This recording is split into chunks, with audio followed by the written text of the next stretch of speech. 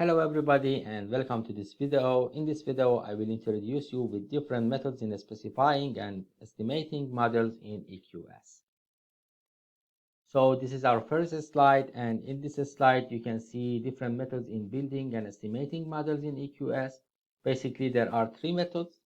The first method is the graphical method, and using this method you will be able to draw your model with the diagrammer tool. And after the process of model specification is complete, you will be able to run the model and get the results. The second method is the interactive method, and based on this method, you can specify your model using the build EQS feature of the software, and then you can run the model and check the results in the output file. The third method is the manual method, and here you need to specify the model through writing the equations manually. Also, you should note that this method is the method of choice for advanced users because they can quickly get all the results they need. Now let's have a look at each of these methods in more details. Okay, so the graphical method is a 5-step method, and basically EQS generates a different file at each of these steps, as you can see in this process. And the process is like this. So in the first step, EQS converts your original SPSS file into an EQS system data file or an ESS file. Then a diagram file is created and is saved as an EDS file, which is step 2.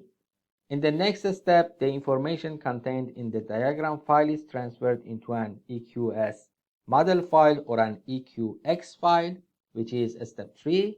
Then based on the EQS model file, a new EQS command file is generated, and at the last step, the command file is run and the results are printed in the output file. Lastly, note that you can ask EQS to generate a path model, a factor model, or a latent growth curve model using these three options, or in case you would like to draw the model from scratch, you can select this option. Okay, the second method is the interactive method, and basically based on this method you don't need to draw the model. Therefore this method is a 4-step method, as you can see in this process. Alright, in the first step you import your SPSS file into EQS, and the EQS system data file is automatically generated and saved. So this is exactly the same step as what we had in the previous method. Then you create your EQS model file using build equations feature, which is step 2. Then an EQS file is generated.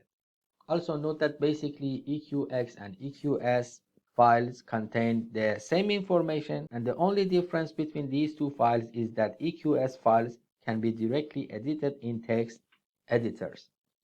And lastly, the EQS file is run and the output is printed in the output file. Okay. So the last method is the manual method, and here you just need to import your SPSS file into EQS to create an ESS file. Also note that in case you already have any ESS files saved in your computer, you can locate and open them in EQS software package to start the job. The second step is to use EQS primary and secondary keywords to create your EQS command file. Also in this step you should define the equations and determine which variances or covariances are fixed and which ones are to be estimated.